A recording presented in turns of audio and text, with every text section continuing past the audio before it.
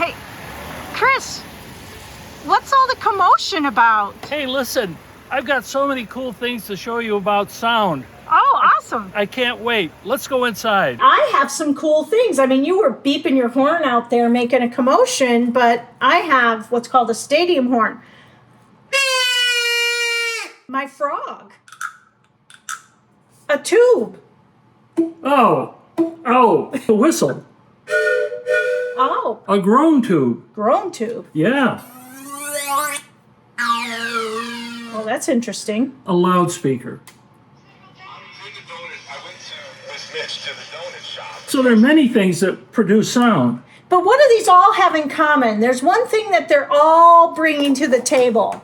Could it be vibration? Yes, that's exactly it. So sound is created through a vibration of some membrane or something going on. Maybe we could look into that a little bit further. You know, I think there's ways we can demonstrate that. Okay, let's do it. I'm going to strike the tuning fork on this pad, and maybe you can hear it, but you can't see it vibrate, can you? No, I can't see it vibrate. All right, No. let's try it again, but this time I'm going to hold it up against this little ball and see what happens.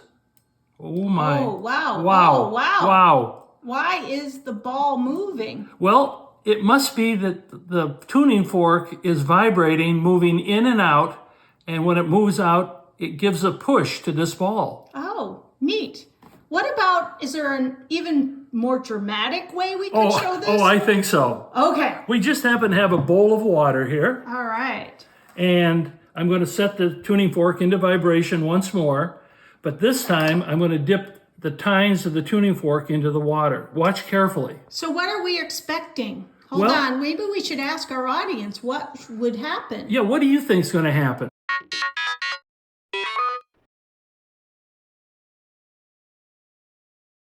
Okay, so I'm going to hit the tuning fork on the pad once again, lower it into the water, and we're going to see what happens. If the tines are actually moving in and out, it's just possible that we'll send water all over the place. Oh, wow. Let's do it again. Do it again, yeah. You know, There we go. There we go. So to show you that a speaker is actually vibrating when it creates sound, what we have here is we have a Bluetooth speaker and we have a green laser pointed to the speaker. Now we've covered the speaker with a balloon just to amplify the oscillations a little bit.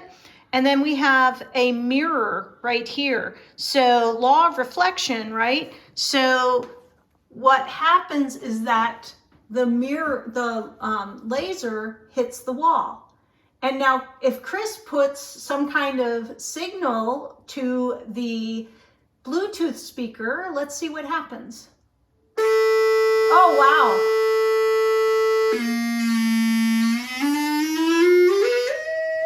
That is great. Oh my goodness. So you can see that that mirror must be moving to create these images on the wall. I wonder what would happen, Chris, if we used music. oh, that will be interesting. That's what we've got here. That is pretty cool.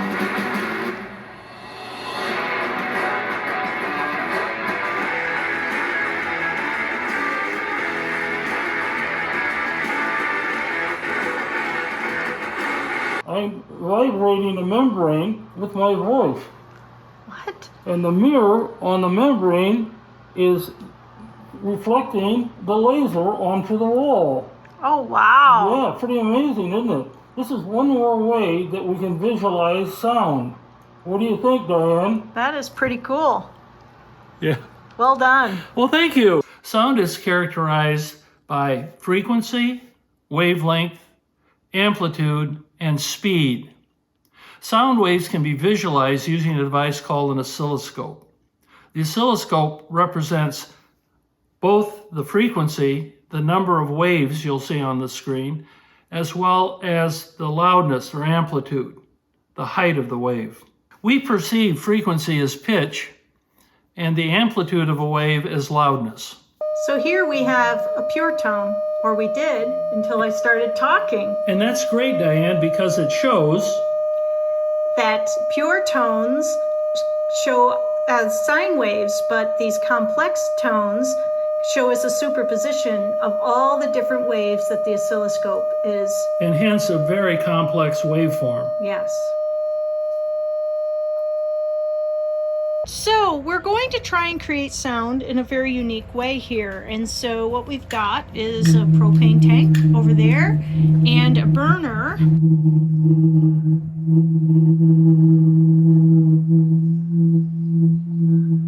So Chris, what's vibrating in there?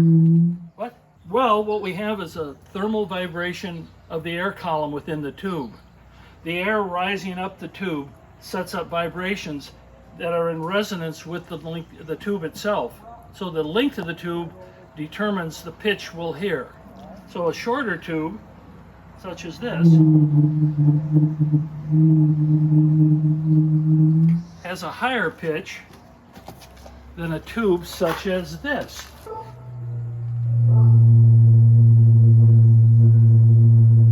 Very cool. And an even lower pitch can be obtained with an even longer tube. Oh my goodness. Yeah, I know. Titanic sets sail. What a cool way to make sound. Isn't it? Yeah. I could play with these all day. Hi, Diane. I've got another device that uses thermal energy to produce sound. It's called a thermal acoustic engine. It's simply a test tube into which some steel wool has been inserted. The steel wool is being heated on the right with a flame and cooled on the left with moist paper toweling. And if you listen, I think you can hear the sound being produced right now. Pretty amazing, isn't it? The oscillation produced in the tube resonates with the tube itself, creating the sound. Earlier in our program, we showed you a loudspeaker as a source of sound. Now, looking at it, it's not obvious what's going on here. We don't know exactly how this works by just looking at it. However, there's a way that we can gain some understanding of how a loudspeaker works. So I'm going to show you a homemade version of the loudspeaker that will provide some understanding of how that speaker works. This is nothing but a piece of drain from my house, and mounted on it is a coil of wire and a magnet. So Chris, what's happening there is the current is going on and off in that wire, That's correct. and it's creating a magnetic field, Yes, and then that's interacting with the magnet's magnetic field, and they're attracting and repelling and creating... sets up vibrations. Yep. Now, normally you wouldn't be able to hear those vibrations, but this piece of tubing amplifies them, Oh, just like a cup. just like the cup when we did the talkie tape. Yeah, very cool. Very cool. So microphones kind of work just the opposite, right? Yeah, I just happen to have a microphone right here. So microphones take your voice, the push of that mechanical sound wave, and change it into electrical impulses. But you know what's amazing is that a microphone can function as a speaker. Oh my gosh. Now I'm going to have to get really close. Yeah, that's amazing. Let's see if I get really close. I don't know if you can hear that, but sound is coming out of the microphone. I bet they can. So many things in nature are reversible. So this microphone, which picks up sound, as Diane pointed out, can also produce sound. So Chris, have you ever seen one of these? It's called a talking tape. So what's the deal here? It looks like a piece of plastic. Yeah, it has little ridges. If you run your thumb down, you can feel the little ridges. Kind of like a record, an Really? old LP, or what are they called? Vinyl. Vinyl, yeah. So what does that do? Well, if I hold it on here, right, and I run my Oh, I don't know if you could hear that. Hold on a second. Let me get a better job here. Did you hear that? Science is fun. Science is fun. Let's see. So you can hear what it says. And so it's just using the vibrations when my thumbnail hits those ridges. And what does the cup do? The cup is an amplifier. It just makes it louder. If I did it out here. You don't hear it. Yeah. I mean, I can barely hear it. You know what you can do is put it in your teeth, but then the folks at home can't hear it. Yeah. Well, that's no good. What I have here is something very similar to her cup in the disguise of Raphael. Right. And Ninja Turtles are back. They're big. Yeah, they're back again. So in the back here is a little diaphragm that's going to function just like her cup. And I'm going to feed the tape through the Ninja. And there it is on the other side. Oh, yeah, my word. I want to do that again. Whoa. Oh, backwards. Backwards. Oh, no. All right, here we go. That is pretty cool. So, Chris, like those talking tapes, basically we have an old record, we would call them. They'd call them vinyls, right? And so Chris is going to spin it, and I simply have a pin. And this is basically a spiral of those talking tapes. So, you better look out. Santa Claus is coming to town. Oops. I think you can hear the song. So Diane, we have an old style Edison record player here. Right. And the same record that you just played with your pin and cone. Right. Santa Claus is coming to town. But here's the difference. We don't have to work so hard. Oh, good. Because I like that. This has got a spring that will cause the record to spin. And we have a needle, just like before. And a diaphragm, just like with the turtle and like your paper cone.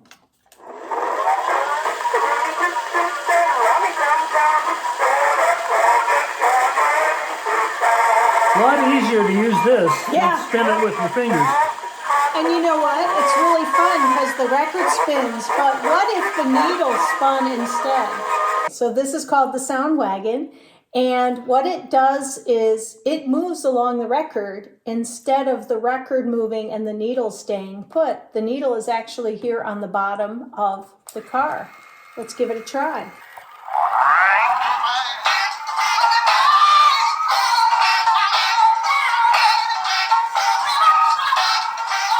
So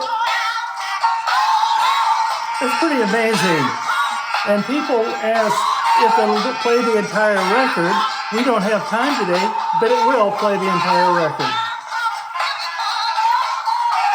Well, today we've really looked at many different ways of producing sound that maybe, well, we hope you found very unique and interesting.